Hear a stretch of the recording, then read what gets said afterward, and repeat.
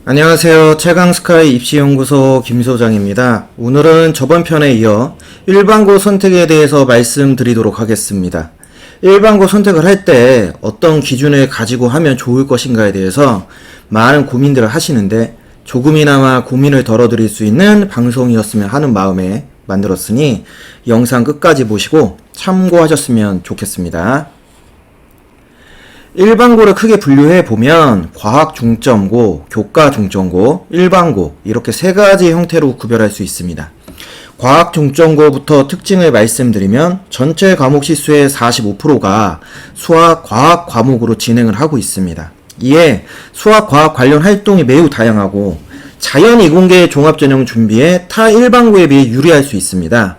2학년 이후 자연 이공계 지원자들을 과학 중점반으로 편성하여 진로 선택 과목에서 폭넓은 과학 과목을 배운다는 점에서 계열 적합성에서 우위를 가질 수 있다. 교과 중점고는 본인이 고교 진학 시에 특정 진로에 관심이 있거나 진학에 활용하겠다는 친구들에게 도움이 될 것입니다.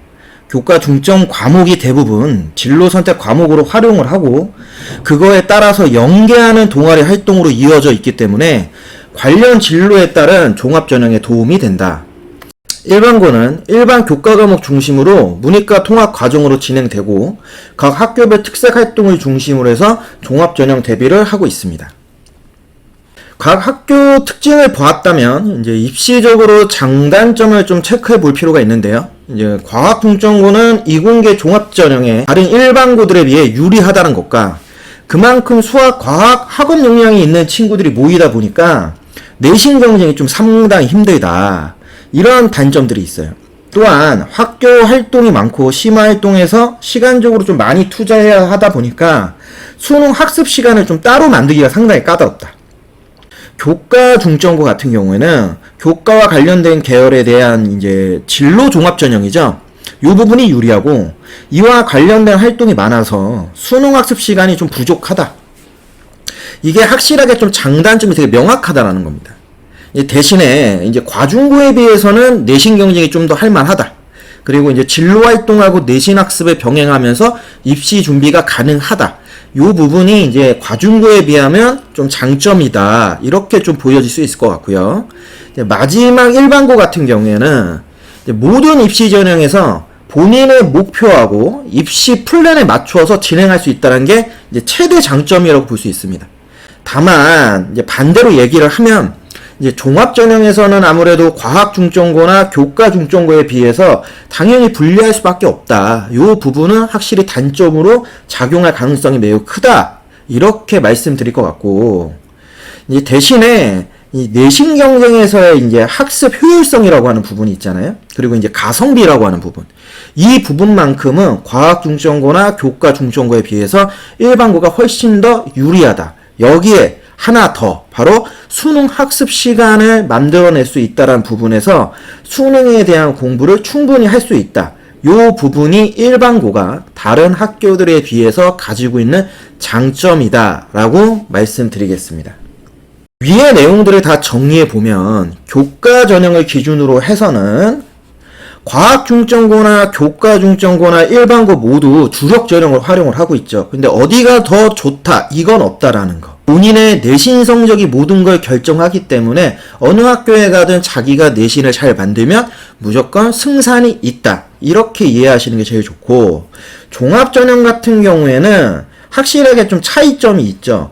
이른바 이공계 종합전형은 과학 중점고가, 그리고 계열별 종합이라고 하는 건 교과 중점고가 확실하게 조금 더 유리할 수 있다. 그리고 아무래도 일반고가 이에 비하면 종합전형에서는 조금 불리한 감이 있다라는 점. 다시 말씀드리지만 이 유리하다라는 것이 무조건 합격한다, 이긴다라는 의미는 아니에요.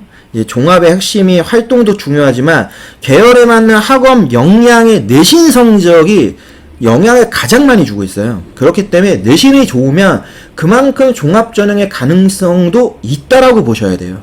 그렇기 때문에 동일한 성적을 갖고 있을 때 내가 이런 진로를 선택을 한다면 이런 학교가 조금 더 유리할 수 있다라는 거지, 무조건 뭐 이 학교가 더 유리하다 이건 아니라는 점 다시 한번 말씀드립니다.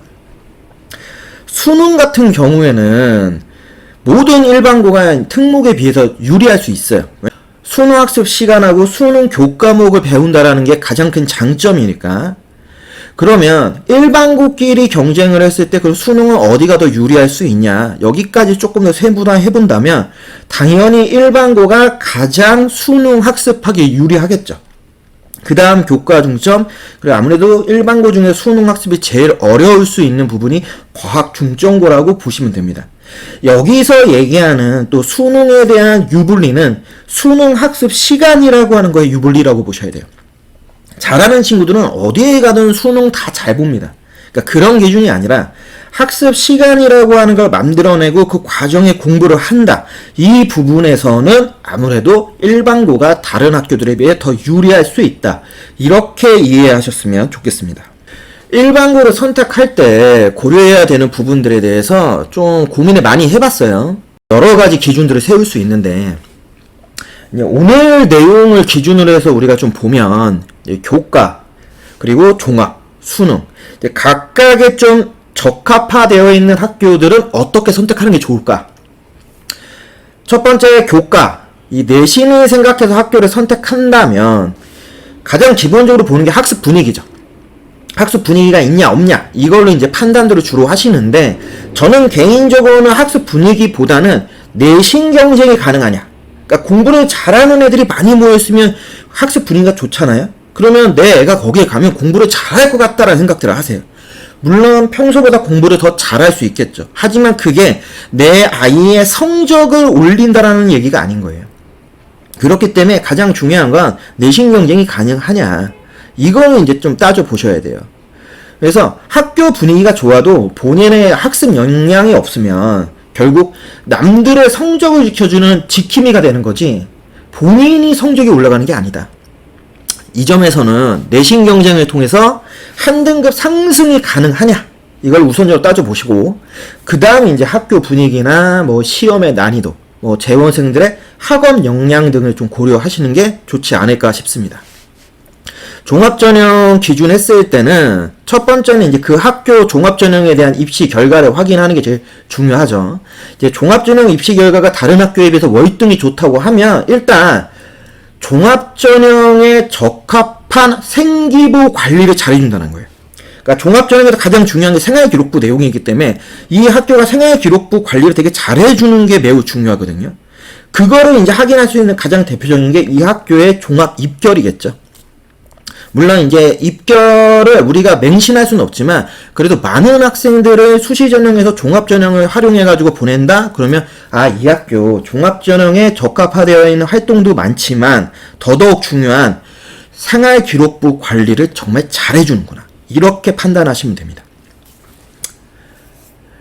혹시라도 이 종합 입결을 우리가 알 수가 없는 부분들이 있잖아요. 그런 경우에는 이제 그 학교 홈페이지 같은 걸 활용하셔서 학교 안에 있는 이제 심화 활동, 뭐 특색 활동, 동아리 활동 이런 것들을 체크해 보셔서 그런 부분에서 내 아이의 어떤 계열하고 적합화되어 있는 활동들이 있는지 이런 거를 또 따져보는 것도 또 다른 이제 종합전형 학교를 선택하는 방법일 수 있으니까 이런 부분들을 좀 고려하시는 게 제일 좋고요. 수능 같은 경우에는 수능 최저 전형의 입시 결과를 확인하면 거의 100%라고 보셔도 돼요. 대개 학교장 추천이나 지역 균형 전형들이 수능 최저 등급들을 다 걸어놓은 전형들이에요. 그러면 이 전형을 통해서 합격했다라는 건 기본적으로 수능 최저를 다 맞췄다라는 얘기니까 그만큼 학교에서 수능에 대한 중요도를 꼭 가지고 있고 수능과 관련되어 있는 지필고사의 어떤 시험 경향을 꼭 내고 있다라고 이제 우리가 확인할 수 있겠죠. 이제 그런 부분에서 가장 좋은 건 최저 입결 확인하는 거고, 그게 만약 안 되면 이제 시험 경향이 모의고사 형태냐, 이런 것들을 판단해서 우리가 수능형 학교냐 아니냐 이런 식으로 이제 좀 구별을 할 수 있다. 이렇게 좀 이해하시는 게 제일 좋을 것 같습니다. 대신에 수능에 대해서 한 말씀만 더 드리면, 수능은 학교보다는 학원을 통해서 공부하게 되는 부분이 훨씬 많습니다. 그렇기 때문에 수능형 학교를 선택할 때는 거기에 맞는 학원 선택도 좀 더 고려해 보셔야 돼요. 그러니까 기존에 다니던 학원이 고등학교에 올라갔을 때도 수능 형태의 수업이 계속 유지가 돼 하면 상관이 없지만, 만약 기존에 다니던 학원이 수능까지는 안 가. 그냥 내신만 한대. 그러면 중학교까지는 되게 적합할지 모르지만 고등학교부터는 조금 문제가 생길 수 있어요. 이제 이런 부분들, 이런 부분들에서의 학원도 조금 고려 대상이 되셔야 된다. 지금 말씀드렸듯이 교과, 종합, 수능이라고 하는 이제 입시 전형에 맞춰서 우리가 학교를 선택하게 된다면 이제 그 안에서 또 하나 우리가 이제 고려해야 되는 부분이 하나가 있겠죠. 바로 뭐냐? 바로 거리입니다. 즉, 집과 학교가 얼마나 가까운가. 뭐 이것도 중요하죠. 근데 제가 보는 거리에서 핵심은 집과 학교 사이에 내 아이가 공부하는 학원과 독서실이 포함되어 있느냐. 이른바 공부할 수 있는 공간과 시간에 대해서 한 번 더 고려해 봐야 된다. 그 부분까지도 부합이 된다라고 한다면 저는 가장 이상적인 학교 선택이라고 개인적으로 생각을 하고 있어요. 그러한 부분에서 참고로 말씀을 드리면 이제 일반고 선택의 1순위는 거리를 포함해서 내신, 수능, 종합이라는 이 세 가지 형태를 다 할 수 있는 학교를 선택하자. 그래야 내 상황에 맞춰서 언제든지 입시의 방향에 수정이 가능하다라는 거. 그리고 그 다음 2순위는 이 세 가지를 다 만족하지 못한다라면 최소한 내신 경쟁과 수능 학습이 가능한 학교를 선택하자. 그 다음 차순위는 내신, 수능, 종합이라고 하는 것 중에서 그래도 하나는 이 학교가 확실하게 잡고 있다. 이런 학교들을 선택하는 것이 가장 좋지 않을까 싶습니다. 이런 부분으로 해서 일반고 선택을 한다면 입시라는 방향성에 최대한 맞춰서 고등학교 과정에서의 입시 전략을 동시에 짤 수가 있겠죠. 오늘 고교 선택 입문서 제2편 일반고 선택의 기준과 선택을 할 수 있는 방향에 대해서 좀 말씀을 드렸어요. 이 남은 3년의 입시 시간을 효과적으로 잘 보내기 위해서 그 첫 출발이 어떻게 선택을 하느냐, 이게 매우 중요하잖아요. 학부모님들이 학생의 학업 역량에 대해서 일단은 충분히 고려해 보시고 이제 그 기준을 시작으로 해서 학교들에 대한 정확한 정보들을 얻는 게 중요하다. 이제 그 두 가지가 합쳐졌을 때 학교 선택을 하는 겁니다. 우리 아이들이 초등학교부터 얘기를 하면 12년 중에서 이제 마지막 3년이 남아있어요.